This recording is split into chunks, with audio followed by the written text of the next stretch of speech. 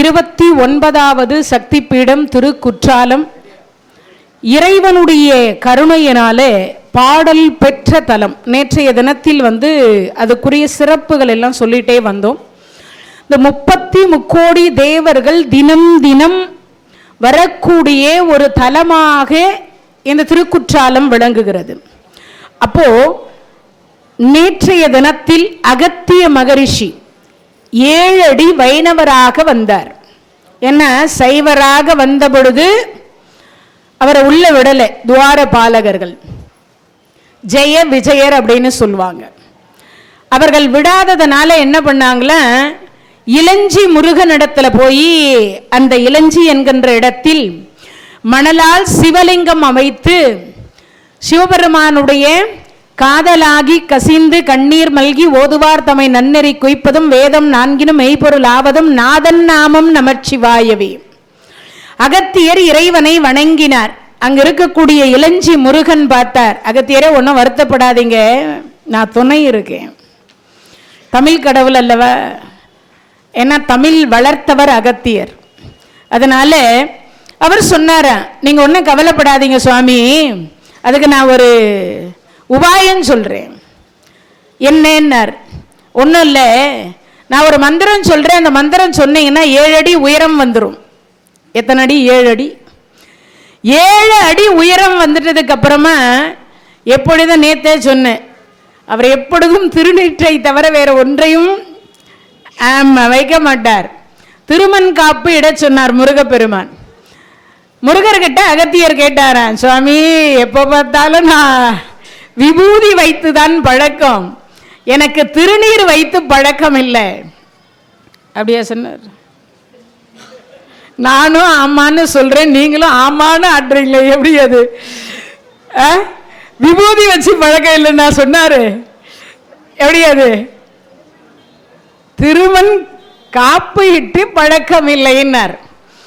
மந்திரமாவது நீரு, வானவர் மேலது நீரு, சுந்தரமாவது நீரு, துதிக்கப்படுவது நீரு, செந்துயர் வாயு உமை பங்கன் திரு ஆலவாயான் திருநீரே. அதுல ராவணன் மேலது நீரு. நேத்தே சொன்ன, ராவணன் 1000 ஆண்டு காலம் தவம் செய்து 9 தலையை வெட்டி யாக குண்டத்தில் போடுகிற பொழுது 10வது தலையை வெட்டுகிறதுக்கு கழுத்து கிட்ட போனது வால். அப்பதான் சொன்னார், அப்பா ராவணா நில்லுன்னார். அதுக்கு பிறகுதான் உனக்கு என்ன வேண்டும்னார். சுவாமி ஆத்மலிங்கம் வேணும்னு அவர் கேட்டார். அதற்கு பிறகு இவரும் கொடுத்தார். அப்படிப்பட்ட ஒரு சிறப்புக்கு உரிய ராவணன் மேலது நீரு.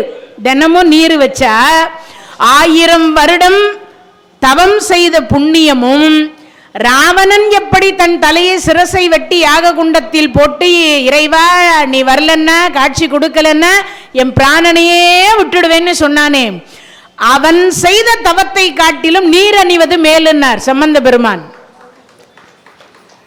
அவன் செய்த தவத்தை காட்டிலும் நீர் அணிவது மேல். நேற்றைக்கு அதுக்குரிய விளக்கம் கொடுத்திருந்தாலும் மீண்டும் சொல்றேன். அப்போ இறைவனுடைய கருணை அப்படிப்பட்டது. அந்த நீர் அணிவது, நீர் அணியிறது ரொம்ப சிறப்பு. தொப்பூர் அப்படின்னு சொல்லக்கூடிய ஆந்திர மாநிலத்தில் தொப்பூர்ன்ற ஒரு ஊர் இருக்கு. ஆந்திர பக்கம் இருக்கிறவங்களுக்கு தெரிஞ்சிருக்கும். அந்த ஊர்ல ஒரு பிராமணர், அவருக்கு விபூதி வச்சுக்கிறதுக்கு மட்டும் இல்லை, அவர் கொஞ்சம் செல்வந்தராக இருந்தார். உட்கார்ந்து சாப்பிட்டா மொத்தமாக போயிடும். 2 வருடம் கொரோனான்னு ஒன்று வந்தது. கோடீஸ்வரர் எல்லாம், லட்சாதிபதி எல்லாம் அப்படி ஆயிட்டாங்க. அதுக்கு ஒரு பழமொழி கிராமங்கள்லையும் சொல்லுவாங்க, நம்ம இடத்துலையும் சொல்லுவாங்க, குந்தி தின்றால் குன்றும் குறையும். தொட்டு போட்டுக்கிற சுண்ணாம்பே காலியாகும் போது உட்கார்ந்து சாப்பிட்டா காலியாகாது இல்லையே. அப்போ அப்படிப்பட்டது இவர் உட்காந்தே சாப்பிட்டார். மொத்தம் காலியாச்சு. கடைசியில் வீடு போச்சு, நிலம் போச்சு, எல்லாம் போச்சு. பார்த்தார் ஒன்றும் இல்லை. மனைவி எத்தனை நாள் பட்னியாக ஈர துணியை வயிற்றுக்கு போட்டுட்டு இருக்க முடியும்? அந்த மனைவி பார்த்தாங்க, சரி இவர் தான் இப்படி இருக்காரே, நாமாவது இறங்கி எங்கேயாவது போய் வேலை செய்வோன்னு அந்த அம்மா போய் வீட்டு வேலை செஞ்சான். அப்படி அந்த வீட்டு வேலை செய்து கொண்டு அந்த அம்மா சமையல் கொடுப்பா, சாப்பாடு கொடுப்பா. ஏன்னா மனைவி அமைவதெல்லாம் இறைவன் கொடுத்த வரப்பிரசாதம். கல்லானாலும் கணவர், என்ன ஒரு ஸ்பீடு பார், அதுக்கு மட்டும் எவ்வளவு வேகமா அந்த வார்த்தைகள் வருது பார். ஃபுல் ஆனாலும் புருஷர். அவங்க சொன்ன பழமொழி வேற, ஆனா இப்ப இருக்கக்கூடிய பழமொழி, ஆமா நாம நினைக்கிற பழமொழியே வேற. வீட்டுக்காரங்க என்ன, மனைவி கணவருக்கு முடியாத நேரத்தில் மனைவி பணிவிடை செய்யணும். கணவரால சம்பாதித்து போட முடியாத ஒரு நிலை வந்தால் மனைவி சம்பாரிச்சு போடணும். இது மனைவியினுடைய ஒரு கடமை. கணவருக்கு மட்டும்தான் கடமை இருக்குன்னு நினைக்க கூடாது, மனைவிக்கும் உண்டு. அதனாலதான் நலாயினி அம்மையார் மௌத்கல்லையர் என்னென்ன ஆசைப்பட்டாரோ அவ்வளவும் செஞ்சா. காரைக்கால் அம்மையார் என்று சொல்லக்கூடிய புனிதவதி தாயார் 2வது கல்யாணம் பண்ணிட்டு கூட யாரை ஏற்றுக்கொண்டா? பரமதத்தரை ஏற்றுக்கொண்டார். சுவாமி நீங்க இளையவளை பார்த்துக்கங்க, இளையவளுக்கும் உங்களுக்கும் பிறந்த பிள்ளைய நான் பார்த்துக்கிறேன்னு சொன்னார். உத்தமமான பெண்கள் கணவர் இடத்துல கோவித்து கொள்ளக்கூடாதான். அதை விட இன்னொரு சிறப்பு, வீட்டுக்கார் கணத்துல குதினாலும் குதிக்கணுமா? குதிப்பீங்க? ஒரு அம்மா சொன்ன, நல்லவங்களுக்கெல்லாம் வருது, உனக்கு வரமாட்டேன்.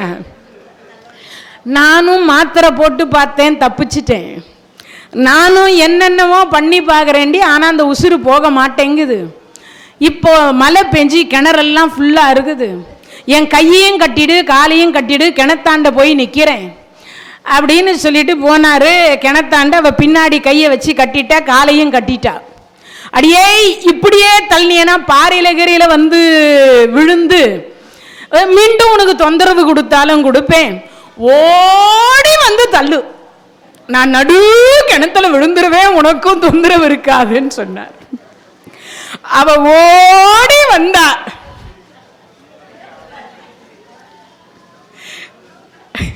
அவரு ஒதுங்கிட்டாரு, இவ போய் விழுந்துட்டா இல்லையா? மனைவி, அதனாலதான் சொன்னாங்களே என்னமோ தெரியல, மனைவி அமைவதெல்லாம் இறைவன் கொடுத்த வரப்பிரசாதம். இறைவன் உண்மையாகவே, ஏன்னா மற்ற உறவுகள் எல்லாம் அப்பா அம்மா எல்லாமே கொடுக்கறது இறைவன் தான், இல்லைன்னு சொல்லல. ஆனா மனைவி வாய்த்தால், நல்ல மனைவி வாய்த்தால், அதுவும் நான் சொல்லல, ஔவையார் சொல்றாங்க, பெண்டிர் கழகு எதிர்த்து பேசாமை. பெண்கள் யாரை எதிர்த்து பேசக்கூடாதான், வீட்டுக்காரை எதிர்த்தே பேசக்கூடாதான். ஆனா இப்பெல்லாம் அலுமேலு சாப்பாடாச்சா, ஆனா சொல்லுவேன், இப்படி வாட்சா மனை வீட்டுக்காருக்கு எது எல்லாம் என்னவா இருக்கும்னு யோசிக்கணும் இல்லையா? அதனால இந்த மனைவி என்ன பண்ணா, கணவர் வேலை செய்யல, அதனால இந்த அம்மா வீட்டு வேலை செய்து உணவு கொண்டு கொடுத்தா. இவர் சாப்பிடுவார் தூங்குவார், சாப்பிடுவார் தூங்குவார். இப்படியே பல வருஷம் ஓடி போனது. அந்த வீட்டு வேலை செய்யக்கூடிய அந்த முதலாளியினுடைய இல்லத்துல ஒரு பெண் கல்யாணம் ஆகாம இருந்தார். இப்ப நம்ம சைதாப்பேட்டை திருக்காரணீஸ்வரர் அப்படின்ற இடம் இருக்கு இல்லையா, அது மாதிரி இந்த இடத்துக்கு ஒரு மகான் வந்தார். அந்த மாதிரி அந்த ஊருக்கு ஒரு மகான் போனார். அந்த மகான் கிட்ட பரிகாரம் கேட்டு சில பேர் பரிகாரம் செய்தாங்க. இந்த பெண்ணுக்கு சீக்கிரமா கல்யாணம் ஆயிடுச்சு, ரொம்ப நாள் மாப்பிள்ளை அமையாத இருந்தது. ஆனா அந்த பரிகாரம் செய்த உடனே எல்லாம் மாப்பிள்ளை கிடைச்சிட்டார்.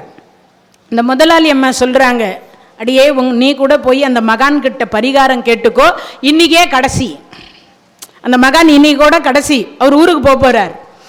ஊருக்குன்னா நீங்க நினைக்கிற ஊருக்கு இல்லை, ஆமா அவர் சொந்த ஊருக்கு, அடுத்த ஊருக்கு பரிகாரம் சொல்றதுக்காக போக போறார். ஏன்னா இப்பெல்லாம் ஊருக்கு போறோன்னா வேற மாதிரி நினைக்கிறாங்க, ஆமா நிரந்தர ஊருன்னு நினைக்கிறாங்க.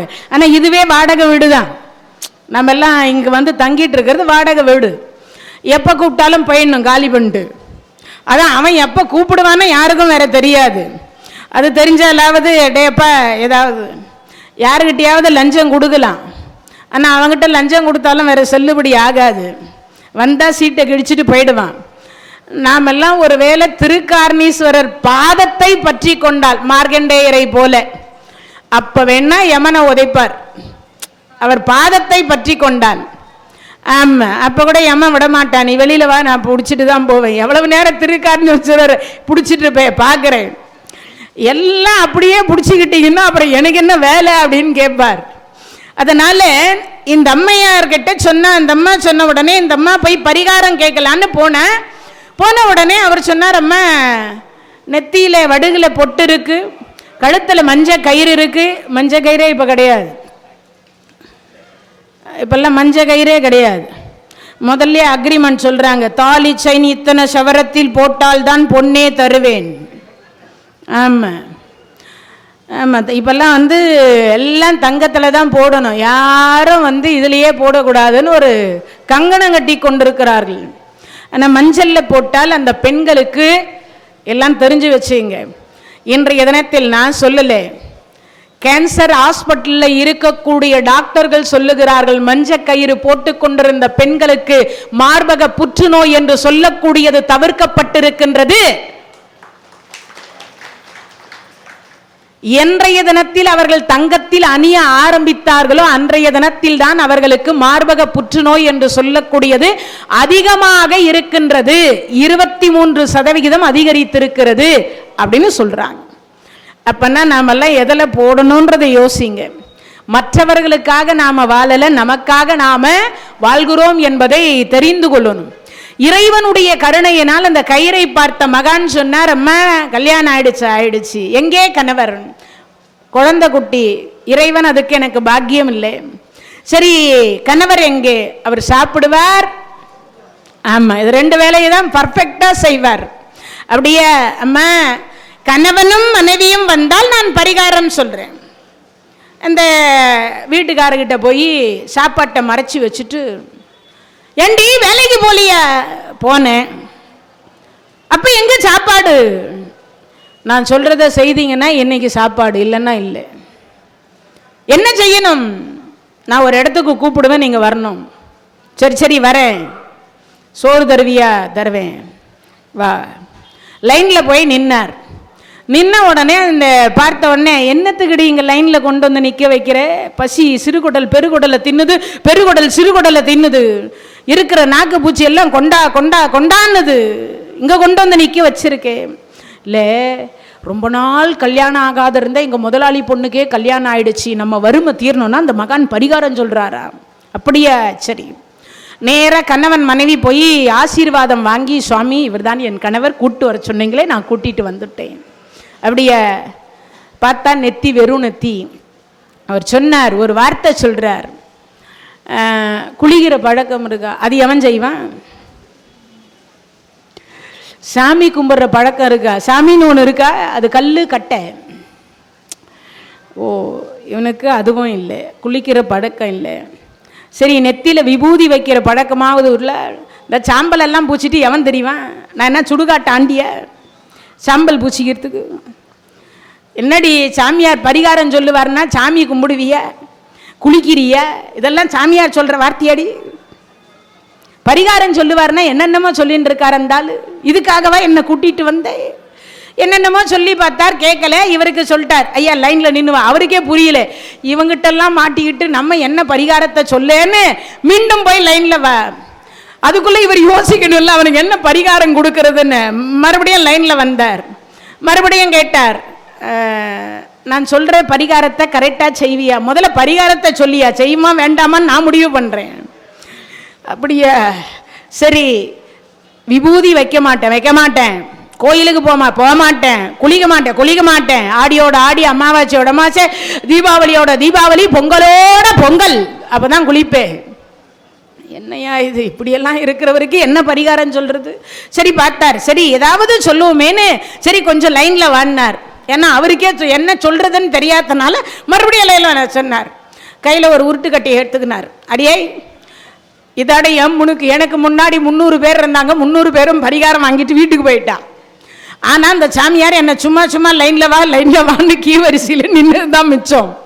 சிறுகுடல் பெருகுடலை சாப்பிடுது.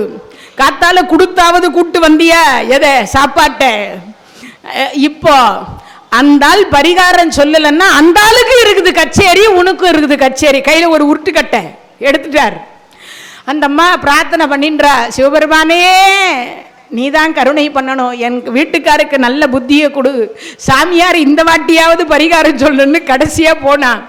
ஐயா குளிக்க வேண்டாம், கோயிலுக்கு போக வேண்டாம், திருநீறு நெற்றியில் அணிய வேண்டாம், விபூதி தரித்தவர்களை மட்டும் தினமும் பார்த்துட்டு சாப்பிடு. எளிமையான பரிகாரம். பார்த்துட்டு சாப்பிட்டா அடுத்த வருஷத்துக்குள்ள நான் கோடீஸ்வரன் ஆயிடுவேனா? நிச்சயமா ஆவே. நம்பிக்கையோடு செய். அவர் சொன்னார், ஒருவேளை ஆகலன்னா என்ன நம்ம கேட்குற கேள்வியே அங்கதான். அவர் சொல்லிட்டார், அடுத்த வருஷம் இதே நாள் கண்டிப்பா 10 நாள் அந்த ஊருக்கு நான் டூர் வருவேன். உனக்கு என்ன தோணுதோ அதை என்னை செய்து கொள். உனக்கு என்ன தோணுதோ அதை நீ என்னை செய்து கொள் அப்படின்ட்டார். வாக்கு மாற மாட்டீங்களே? சத்தியமா மாற மாட்டேன், போயிட்டு வா. இங்க இருந்து புறப்பட்டார். அடியாய் நாளைக்கு தொடங்கட்டும். நன்றே செய், இன்றே செய், நன்றே செய், இன்றே செய். எதை தொடங்குறது இருந்தாலும் இன்னைக்கே தொடங்கிடு அப்படின்னு சொல்லிட்டு நேரா போனார். அடியே யாரே விபூதி வச்சுக்கிறார்? ஏத்து வீட்டுக்காரே வச்சுக்கிறார். பார்த்துட்டார். அப்ப சோறு போட்டார். 364 நாள் இப்படியே நடந்துச்சு. பார்க்காம சாப்பிட மாட்டார்.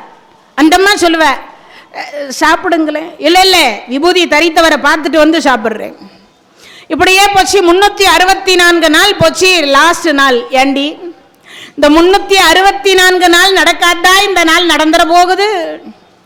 உனக்கும் இருக்கு, அந்த ஆளுக்கும் இருக்கு. அந்த ஆள் வந்துட்டாரா? 9 நாள் ஆச்சு அந்த ஆள் வந்து இந்த ஊருக்கு வந்து. அப்படியே சரி, நானும் கரெக்டாக ரெடி பண்ணி வச்சுருக்கேன். நல்ல வேப்பங்கட்டையா பார்த்து வச்சிருக்கேன். மற்ற கட்டையெல்லாம் விழுந்தா அடி சரியா விடாது, இதில் தான் நல்லா விடுன்னு சொல்லி இருக்கிறாங்க. நல்ல சீவி செதுக்கி வச்சிருக்கிறேன். சரி புறப்படலான்றார். இன்னைக்கு ஒரு நாள் முடிச்சுட்டு நீங்கள் போங்க அப்படின்னு. அன்னைக்குன்னு பார்த்து இந்த மாதிரி மார்கழி மாதம் திருவாதிரையோ இல்லை ஏதோ ஒரு விசேஷமான நாள், எல்லாரும் திருவிழாவுக்கு சென்று விட்டார்கள். யாரும் ஊரில் ஆள் இல்லை. மனைவி கொண்டு வந்து உணவு கொடுக்க வந்த, அடியே சாப்பிட்றதுக்கு முன்னாடி இன்னைக்கு கடைசி நாள் இல்லையா, பார்த்துட்டு சாப்பிட்றேன். ஆனால் ஊரில் ஒருத்தரையும் காணுமே.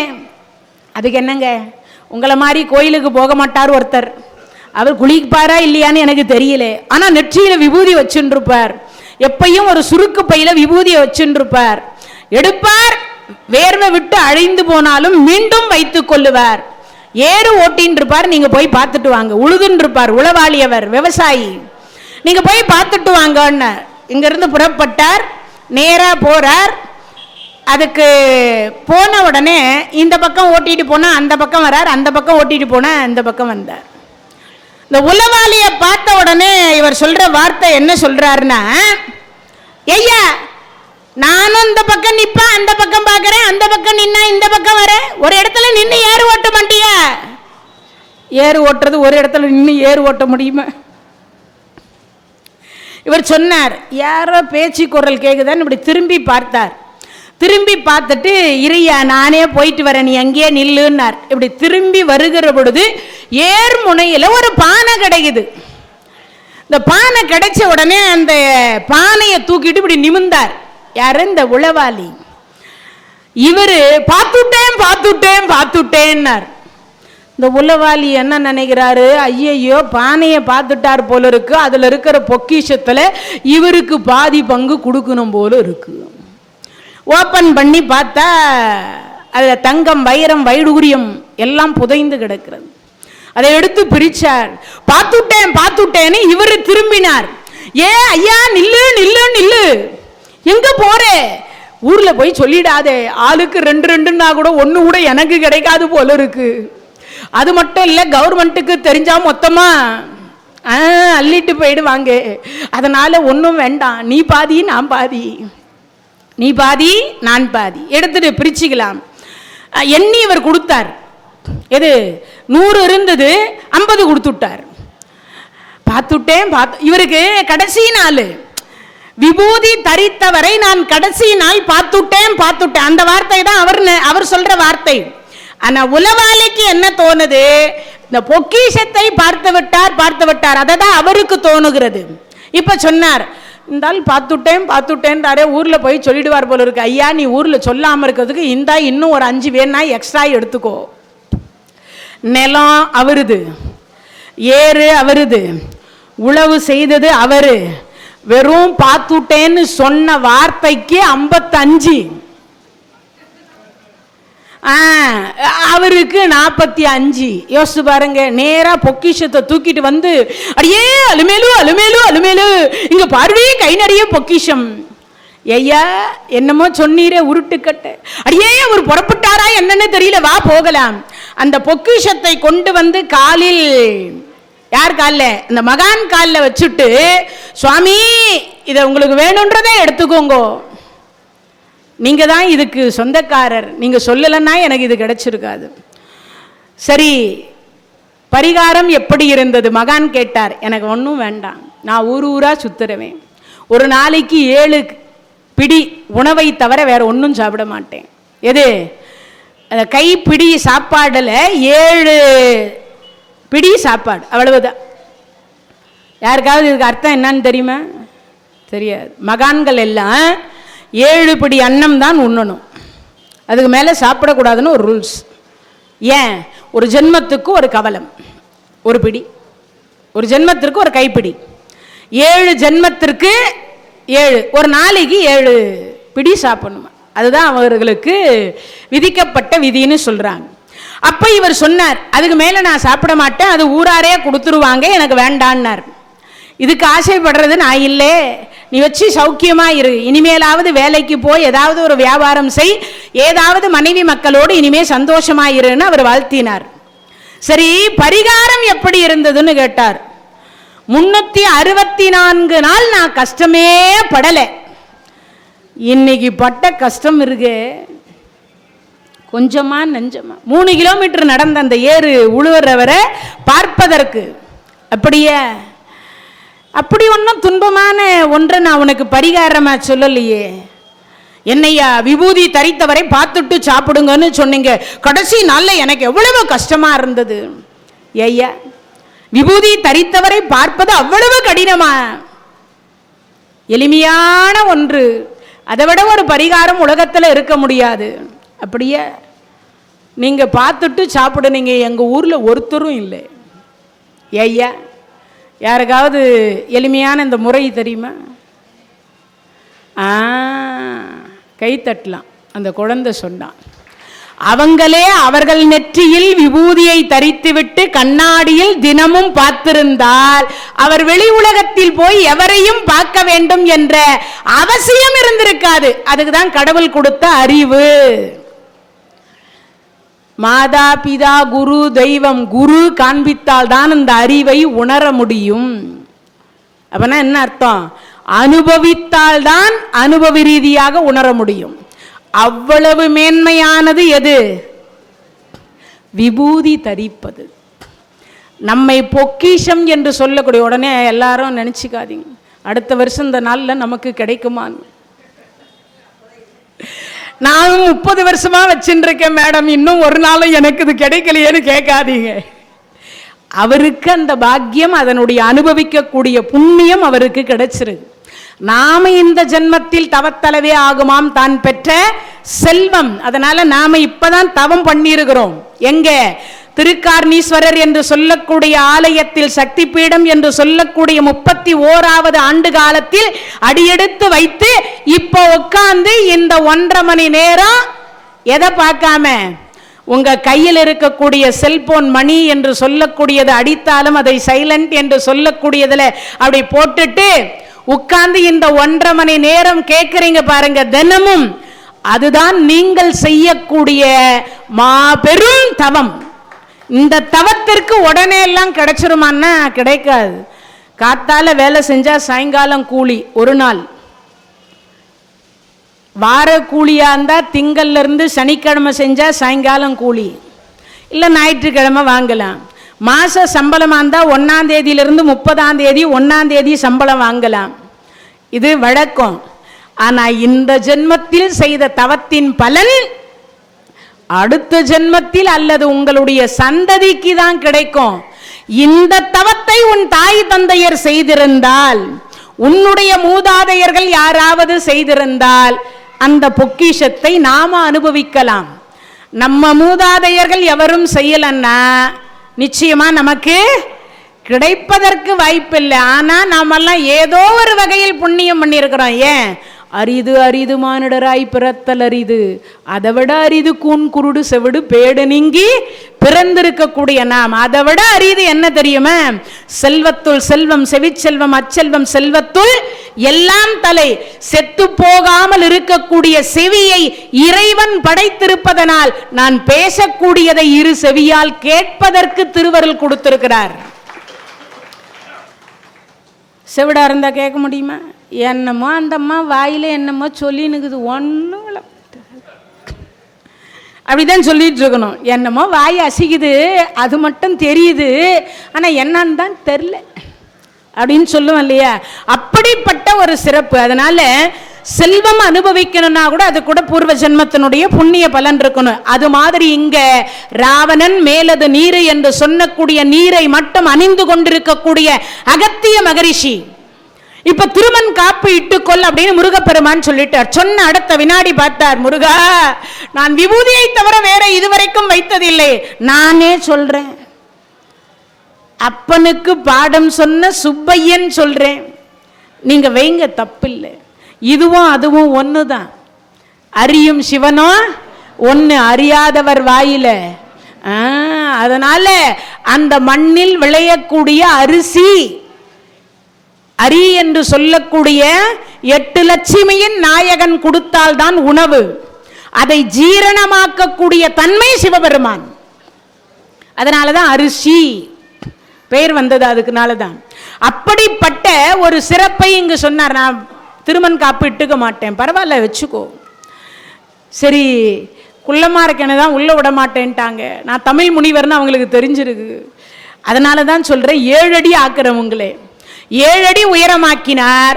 திருமண் காப்பு இட்டு கொண்டார். நானே துணைக்கு வர வாங்க போலான்னார். அழைத்து கொண்டு உள்ளே போகிறதுக்கு துவார பாலகர் பார்த்தாங்க. ஆஹா ஆஹா, என் பெருமாளை பார்த்த மாதிரி இல்ல இருக்கு. யாரு?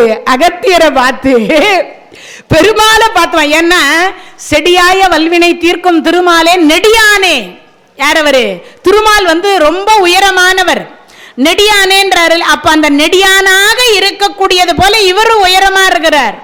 அந்த திருமண் காப்பை இட்டதை பார்த்த உடனே திருமாலே வந்துட்டாரு நினைச்சு அந்த துவார பாலகர்கள் நேத்து வரைக்கும் அகத்தியர் வந்துட்டாரா? வந்தார், நான் விடல. அகத்தியர் இன்னைக்கு வந்தாரா? வரல. 2 பேரும் பேசிக்கிறாங்க. வந்தா உள்ள விடக்கூடாது, அவர் சைவம், நாம வைணவம் அப்படின்னு சொல்லிட்டு இருந்தாங்க இல்லையா? இப்படி கேட்டு கொண்டிருந்தவர் அகத்தியரே சிரிச்சுட்டு இப்ப உள்ள போறாராம். உள்ள போகும்போதுதான் பார்த்தாரு. ஆஹா, உள்ள போன உடனே பார்த்தாரு, நான் சிவனேன்னு நினைச்சு வணங்க வந்தேன், இங்க பார்த்தா நெடிய பெருமாள் நிக்கிறார். அப்பதான் என்ன பண்ணாரா? குற்றால நாதா குருகுரு குற்றால நாதான்னு கையை வச்சு அழுத்தினார். அப்படி அழுத்தி அடுத்த வினாடி குறுகி சிவலிங்க சொரூபமாக காட்சி கொடுத்தார். குற்றாலநாதர் என்று சொல்லக்கூடியவருடைய திருமேனியில், அவர் தலை பகுதி சிரசு பகுதியில் இன்றைக்கும் அகத்தியருடைய கைரேகை அப்படியே பதிந்து இருக்கக்கூடிய ஒரு தலம் திருக்குற்றாலம். இன்னைக்கு வரைக்கும் நீங்க அபிஷேகம் பண்ணும் போது கரெக்டா அடையாளம் கரெக்டா தெரியும். அந்த கை அப்படியே இந்த 5 விரலும் அது மேல தெரியும். அப்பேற்பட்ட ஒரு சிறப்புக்குரிய ஒரு தலம் தான் குற்றாலநாதர். இப்ப அந்த குறுகிட்டார். இப்ப அம்பாள் ஸ்ரீதேவி பூதேவி 2 பேர் இருக்கிறாங்களே, என்ன பண்றது? குழல் வாய் மொழி அம்மை அப்படின்னு சொல்லி அம்மையாரை மாற்றினார். இன்னொரு அம்மா ஸ்ரீதேவியே மாத்திட்டார். பூதேவியை என்ன பண்றது? தரணியாக மாத்தினார். தரணியாக மாத்தினார். அந்த பீடம் தான் தரணி பீடம் என்று சொல்லக்கூடிய பராசக்தி பீடமாக விளங்குகிறது. அது நீங்க தொலைவில் இருந்து செண்பக அருவி என்ற ஒரு அருவி இருக்கும். அந்த அருவியிலிருந்து இந்த கீழே இருக்கக்கூடிய குற்றாலநாதனுடைய கோயிலை பார்த்தீங்கன்னா சங்கு வடிவில் இருக்கும் அந்த திருக்கோயில். அதுக்கு மதில் சுவர் என்று சொல்லக்கூடியதை கட்டி திருப்பணி என்று சொல்லக்கூடியதை செய்தவர் 63 நாயன்மார்கள் என்று சொல்லக்கூடியவள் ஒருவர். யாருக்காவது தெரியுமா? ரொம்ப நிறைய கோயிலுக்கு அவர் திருப்பணி செய்திருக்கிறார். சோழ மன்னர்களில் ஒருவர். யார் சொன்னது? கைத்தட்டுங்க. யார் அவர்? செங்கன் சோழன், கோச்செங்கர் சோழன் அப்படின்னு சொல்லக்கூடியவர் தான் அங்கே திருப்பணி செய்திருக்கின்றார். அந்த திருப்பணி அப்படின்னு சொல்லக்கூடிய மாட கோயில் அப்படின்னு சொல்லக்கூடியதுக்கு நிறைய திருப்பணி அவர் செய்தவர். ஏன் அவருக்கு அந்த பாக்கியம் கிடைச்சதுன்னா, உங்களுக்கு எல்லாருக்குமே 63 நாயன்மார்கள்ல கதை தெரியும். ஏன் ஒரு சிலந்தி என்று சொல்லக்கூடியதும் யானையும் திரு ஆனைக்காவல் என்ன பண்ணது, வெண்ணாவல் மரத்துக்கு கீழே ஒரு சிவலிங்கம் இருந்தது. யானை தினமும் நீரை தும்பிக்கையால கொண்டு அதன் மேல ஊற்றி பூஜை பண்ணி கொண்டிருந்தது. அதுக்கு அடுத்து என்ன பண்றதுன்னா, மேல இருந்து இலை கொட்டிக்கிட்டே இருந்தது. இந்த நாவல் பழத்தினுடைய இலை கொட்டிக்கிட்டே இருந்தது. அந்த சிலந்திக்கு ஞானம், முன் ஜென்மத்தில் பண்ண புண்ணியத்தின் பலனாக ஞானம் இருந்தது. அந்த ஞானத்தின் காரணமாக இந்த சிவபெருமான் மீது இலை விடக்கூடாதுன்னு என்ன பண்ணிட்டுதான், தன்னுடைய வாயில் இருக்கக்கூடிய எச்சினால் கூடாரம் அமைத்தது. இன்னைக்கும் 8 கால் பூச்சி என்ன பண்ணும், சிலந்தி என்கின்ற 8 கால் பூச்சி கூடு கட்டிக்கிட்டே இருக்கும். எல்லா இடத்துலையும் கூடு கட்டும் அல்லவ, அந்த சிலந்தியாக இருக்கக்கூடியது கூடு கட்டிக்கிட்டே இருக்கும். தினமும் வரும் இந்த தும்பிக்கை அதை அறுத்து யாரு யானையை அறுத்து போட்டுட்டு மறுபடியும் அதை தண்ணியை ஊற்றும்.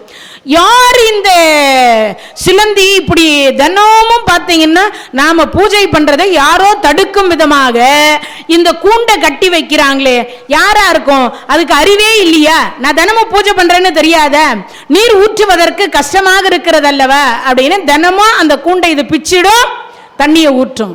சிலந்தி பார்த்தது, நான் எழ விழக்கூடாதேன்னு நான் கூடு கட்டனா இந்த யானைக்கு எவ்வளவு கொழுப்பு இருக்கும், தினமும் இது கொண்டு வந்து நான் கட்டுறேன். எதை? அந்த எச்சில்னால் கட்டக்கூடிய நூல் என்று சொல்லக்கூடியதை அறுத்தெறிகிறது அல்லவா, அதனால அதுக்கு கோபம் வந்தது. ஒரு நாள் கோபம் வந்தது, சிலந்தி போய் அந்த தும்பிக்கை உள்ள போய் நுழைந்தது. சாதாரண ஒரு எறும்பு போய் தும்பிக்கையில கடித்தால் கூட அவ்வளோ பெரிய யானை இறந்து போயிடும். அவ்வளோ பெரிய யானைக்கு உயிர் எங்க வச்சுக்கிறார்? அந்த தும்பிக்கையில வைத்திருக்கிறார். ஒரு எறும்பு போய் அப்படி கடிச்சாலும் பிராணனை விட்டுடும். அப்போ இது என்ன பண்ணது, அந்த தும்பிக்கையை அடிச்சு அடிச்சு இறந்து போனது யானைக்கு முக்தி கொடுத்துட்டார். ஆனா இந்த சிலந்திக்கு இன்னும் முக்தி கிடைக்கல. அப்பதான் சோழநாடு என்று சொல்லக்கூடிய இடத்தில் இருக்கக்கூடிய சுபதேவர் என்று சொல்லக்கூடியவருக்கு அவருடைய மனைவி கமலவதியார் அப்படின்னு சொல்லக்கூடிய அம்மையார். அந்த அம்மையார் சிவபெருமானை சதா சர்வகாலம் பிரார்த்தனை செய்வாங்க. அப்படி பிரார்த்தனை செய்து கொண்டிருக்கிற பொழுது என்ன, நீங்கள்லாம் கூட நல்ல குழந்தைகள் பிறப்பதற்கு தவம் செய்யணும். ஒருத்தருக்கு ஒரு குழந்தை பிறக்குதுன்னா அந்த குழந்தை அப்படின்னு சொல்லக்கூடிய பாக்கியம் கிடைப்பது ஒரு சிறப்பா இருந்தாலும், ஆனா அதை விட சிறப்பு என்னன்னா, நல்ல குழந்தைகள் தன் வயிற்றில் பிறந்து பேரெடுக்கக்கூடிய குழந்தையா இருக்கணும். அப்பா அம்மாவை வச்சு காப்பாற்றக்கூடிய குழந்தையா இருக்கணும். என்ன சேர்த்து வச்சுக்கிற? எதிர்த்த வீட்டில் இருக்கிறவன் 1 கோடி சேர்த்து வச்சுக்கிறான், நீ தெரு கோடியில என்ன வச்சுக்கிற? உன்னெல்லாம் அப்பன்னு சொல்லிக்க எனக்கு வெக்கமா இருக்கு. சில பிள்ளைகள் சொல்றாங்க, வெளியில எங்கேயும் போய் எங்க அப்பன்னு சொல்லிடாதே அப்படியும் சில பிள்ளைகள் சொல்றாங்க. ஆனா நல்ல பிள்ளைகள் அப்படின்னு பிறக்கணும்னா அதுக்கு தவம் பண்ணணுமா? இந்த கமலவதியாரும் சுபதேவரும் நல்ல பிள்ளையாக இருக்கக்கூடிய அந்த குழந்தை பிறக்கணுன்றதுக்காக அவ்வளவு தவம் பண்ணி இருக்கிறாங்க. இப்போ அந்த அம்மாவுக்கு பிரசவ நேரம், வயிறு வாய்த்தது, மணி வயிறு வாய்த்தது, பிரசவ நேரம் வந்தது. எந்த நேரத்தில் குழந்தை பிறந்தா நல்லா இருக்கும்? இப்போ எல்லாரும் அதை தான் பண்றாங்க. ஆமா, ஜோதிடர்கிட்ட போய் காமிச்ச உடனே நியூ இயர் அன்னைக்கு எடுத்துடலாம், 2024 வருஷம் பிறக்கிற மாதிரி அவனும் தினமும் பறந்துக்கிட்டே இருக்கட்டும். ஆமாம், நல்ல நாள். சில பேர் பார்த்து நேரம் முகூர்த்தம் எல்லாம் பார்த்து ஒன்றும் வேணாம், ஒரு 3 லட்சம் கட்டு. ஆமாம், சுபப்பிரசவம்லாம் கிடையாது இப்பெல்லாம். யாரை கேளு, இந்த பெண்கள் வேற ரொம்ப பெருமையாக வேற சொல்லிக்கிறோம். என்னன்னு, எங்கள் அம்மா வீட்டில் என் பிரசவத்துக்கு 3 லட்சம் செலவு பண்ணாங்க. இது பெருமையா? பெண்களுக்கே ஏற்படக்கூடிய சாதாரண ஒரு சுபப்பிரசவமான அது பெருமை. ஆனா இப்பெல்லாம் அதுக்கு வாய்ப்பே இல்லைன்ற மாதிரி ஆயிடுச்சு. இதை வேற பெண்கள் வேற அங்க கொஞ்சம் மெய்யோ பொய்யோன்னு ஒரு 3 மாசம் ஆகுதோ இல்லையோ டாக்டர் சொல்லிடுறாங்க, படியேறக்கூடாது, வெயிட் தூக்கக்கூடாது, உட்காரக்கூடாது, எழுந்திருக்கக்கூடாது, கம்ப்ளீட் பெட் ரெஸ்ட். அப்புறம் எங்கே இருந்தது சுபப்பிரசவம் இல்லையா? ஓடி ஆடி காத்தால நாளைக்கு சாயங்காலம் குழந்தை பிறகுதுன்னா காத்தால கூட இடுப்பில் தண்ணி தூக்கிட்டு அலைவாங்க. இப்போ இருக்கிற பிளாஸ்டிக் குடம் கிடையாது. அந்த காலத்தில் இருக்கக்கூடிய ஒரு 5 கிலோ வெயிட் இருக்கும் அந்த ஆமாம் பித்தளையும் செம்பும், அதை தூக்கி அப்படி இடுப்பை வச்சுக்கிட்டு ஐயா இப்போதானே அந்த பொண்ணு தண்ணி தூக்கிட்டு போச்சும்பாங்க. நல்ல கொழு கொழுன்னு முழு முழுன்னு அவளை மாதிரியே ஒரு பொம்பளை பிள்ளை பெற்று வச்சுக்கிறான் சொல்லுவாங்க இல்லையா? அப்படி சுபப்பிரசவமானது ஒரு காலத்தில். இப்பெல்லாம் அதுக்கெல்லாம் வழியே இல்லை. இந்த அம்மா கிட்ட ஜோதிடர்கள் பார்த்து சொன்னாங்க, 1 நிமிடம் தள்ளி குழந்தை பிறந்தால் இவன் 3 உலகை ஆளுவான்னாங்க. ஆலயத்திற்கு அதிகமாக திருப்பணியை செய்வான். உடனே அந்த அம்மா சொல்லிட்டா, நான் செத்தாலும் பரவாயில்ல என்னை கட்டி தலைகீழா கட்டி தொங்க விடுறான்ட்டா. நான் இப்படி சாதாரணமா இருந்தா தானே குழந்தை உடனே பிறகும். என்னை தலைகீழா கட்டி தொங்க, என் காலை 2த்தையும் கட்டு தொங்க விடு. அது எப்படி பிறகுதுன்னு நான் பார்க்குறேன்.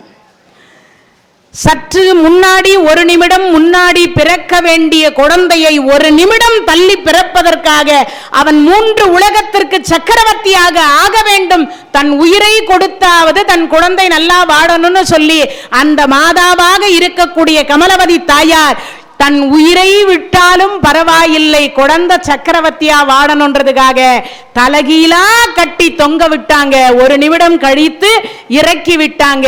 1 நிமிடம் கழித்து அந்த குழந்தை பிறந்தது. கண்ணு ரெட்டா இருந்தது. குழந்தைய பார்த்துட்டு அந்த அம்மா சொன்னா, என் கண் எது, என் கோ செங்கனோ அப்படின்னா என்னது, என் கோ செங்கண்ணோ அப்படின்னா அதே பேர். அதை சொல்லிட்டே அவ உயிரை விட்டுட்டா. அதை சொல்லிட்டே அந்த அம்மா உயிரை விட்டுட்டா. அதே பேரை வைத்து சுபதேவர் வளர்த்து அவருக்கு மணிமகுடம் என்று சொல்லக்கூடிய பட்டாபிஷேகத்தை செய்து முடிச்சதுக்கு அப்புறம் பல ஆயிரம் கோயில் திருப்பணி செய்த ஒரு பெருமான், 63 நாயன்மார்களில் ஒருவராக இருக்கக்கூடிய கோ செங்கட் சோழன் என்று சொல்லக்கூடிய அந்த சோழ மன்னராக இருக்கக்கூடியவர் இந்த திருக்குற்றாலநாதருக்கு திருப்பணி செய்தவரில் இவரும் ஒருவர். அப்பன்னா பாருங்க எவ்வளவு சிறப்பு இருக்கும்னு. அப்ப சோழர் காலத்திலேயே இந்த கோயில் இருந்திருக்கின்றது அப்படின்னு நமக்கு தெரிய வருது. இந்த தகவல் உங்களுக்கு பிடிச்சிருந்தா லைக் பண்ணுங்க, உங்க ஃப்ரெண்ட்ஸுக்கு ஷேர் பண்ணுங்க, மறக்காம எங்க சேனலுக்கு சப்ஸ்கிரைப் பண்ணுங்க.